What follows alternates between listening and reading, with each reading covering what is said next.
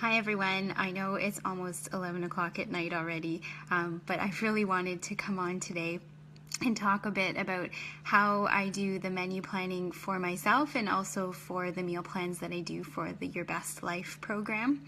I wanted to do it before the weekend, so here I am. So what I do, I really feel that a bit of upfront planning helps to make my week for our family go a whole lot smoother. It means that we save money on the amount of food that we buy. We're much less likely to be grabbing unhealthy foods at the last minute or, just scrambling trying to put something random together. This week has been a bit off for my family. We were eating away from home over the holidays, and then we all came down, unfortunately, with a stomach bug after Christmas, thankfully. So we haven't really had as good of a meal plan as we usually do. And I'm really excited to get back to our regular plan so that we can all get into a better routine. So I don't know, I guess you can't really see it too much, but excuse my Christmas decorations that are still up in the background too. They are definitely getting really good use this year. And I hope that I will get them taken down this weekend. I will get them taken down this weekend. So thanks so much for joining me. For those of you that are watching the replay, thanks for that as well. My name is Dr. Jennifer Hessler. I'm a naturopathic doctor and a mom of 3. Hi Barb, thanks for joining. And I'm really passionate about helping people figure out how to eat healthy, exercise, manage their stress, and optimize how their body functions so that they can really feel their best and fit that into their busy lives. So here's a bit about my overall thought process when I am designing our meal plans. Generally, I try to choose foods that are higher in protein, healthy fats, fruits and vegetables, nuts and seeds, and lower in grain-based carbohydrates. So I call it a paleo-ish diet. We definitely do still eat some grains, but I try not to have them with every meal and to incorporate substitutions where I can. I'm not a huge fan of counting calories. I really believe that if people are eating good, clean, healthy food, then they're going to be much less likely to overeat. So we'll count our own calories. We should eat when we're hungry and not eat when we're not hungry. So I'm just going to flip the screen here and give you a little bit of a sneak peek at, I don't know what the lighting's like, but this is a sample meal plan for the Your Best Life program. This is actually week 1 for the upcoming group. It may be kind of hard to see, but you can see there's breakfast, lunch, dinner, as well as 2 snacks. I don't expect everybody to have to eat all of this food if they don't want to. I do include as many recipes as I can just to give people a variety of things that they can eat. You can see that some of the recipes are in bright color. Those are meals that have to be made, and then the ones that are shaded are meals that are leftovers. So the idea is that we can cook a few things and then reheat them throughout the week so that we're not having to cook all the time. Generally, I do pick a different supper for every night of the week, and then I use those suppers as lunch the next day, so you can use those, reheat those leftovers. And then I do the same with breakfast. Generally, I make something like this one is an apple quinoa bake. So I can make that ahead of time and then just reheat it in the morning when things are always crazy in our house. I also try and bake something. So this here is apple spice muffins. I bake something on the weekends so that my kids have some healthy snacks in their lunches.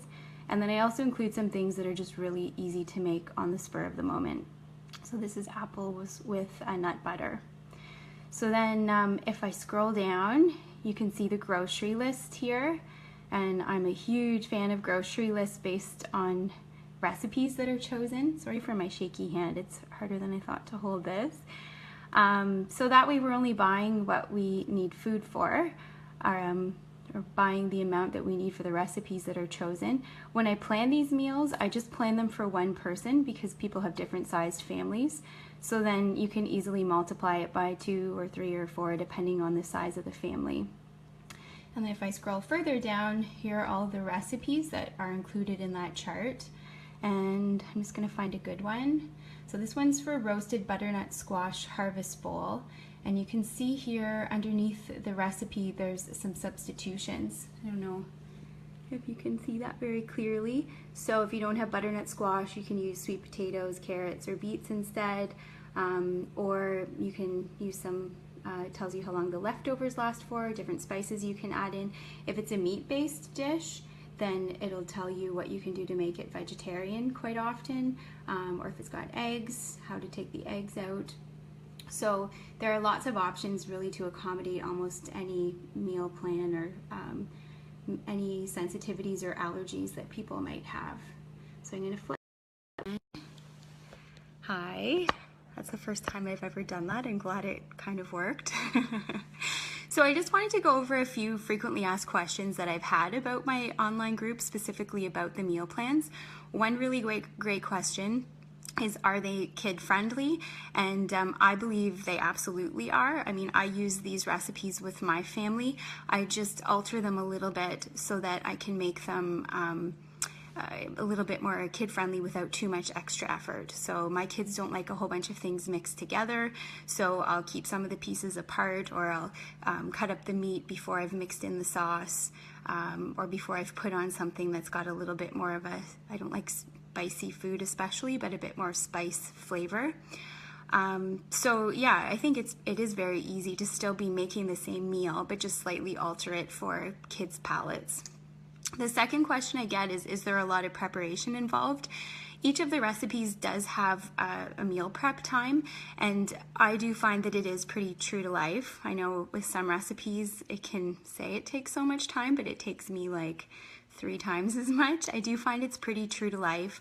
And I do still find that it's easier to do some preparation ahead of time. Like on the weekends, I will maybe make a soup, like I said, do some baking, cut up some fruits and vegetables and have them washed so that they're ready to go.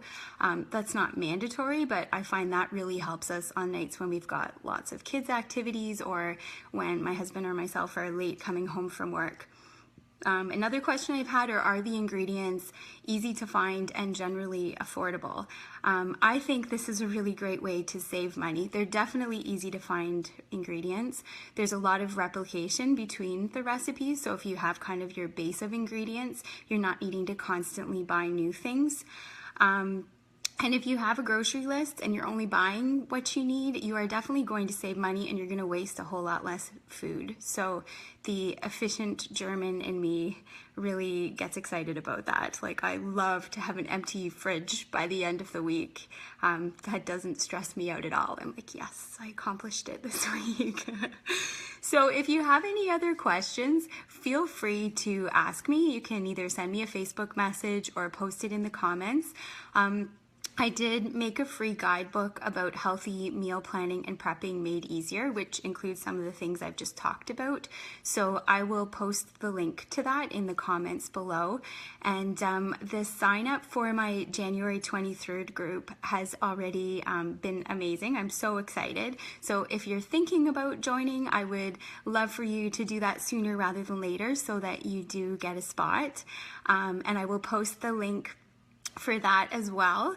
And yeah, I'm so happy that you've joined me tonight. I hope everybody has an amazing weekend, and I will talk to you soon. Take care. Happy meal planning.